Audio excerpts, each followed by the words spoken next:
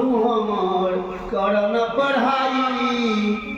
मानवा से राजा हमर करन पढ़ाई आ ना पढ़ब तो बाबू हमर बाद में बुझाई बाबू हमर करन पढ़ाई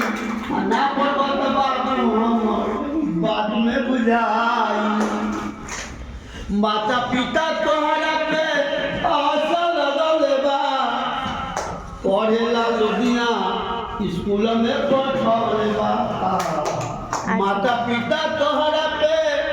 आशा लगल बा पढ़ेला लुधिया स्कूल में पढ़ले बा बाबू हमर पढ़ लिख के कि राजा हमर पढ़ लिख के कौनो पदल आई कि बाबू हमर पढ़ लिख के कौनो पदल आई आ ना पढ़ब तो बाबू हमर बाद में बुझाई ना पढ़ब तो राजा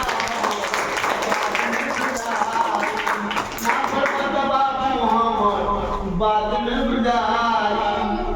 पागल लगौले बा बाद में पावधा लगौले बा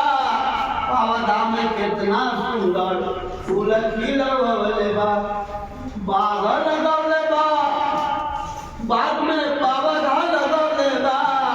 पौधा में कितना सुंदर फूल खिलवले बा ई फूलवा के खुशबू अपना गांव गवई में पहुंचाई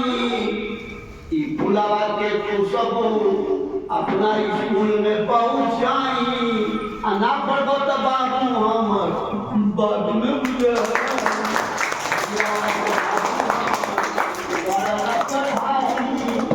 ना पढ़ब तो बाबू हमर बाद में बुझाई ना पढ़ब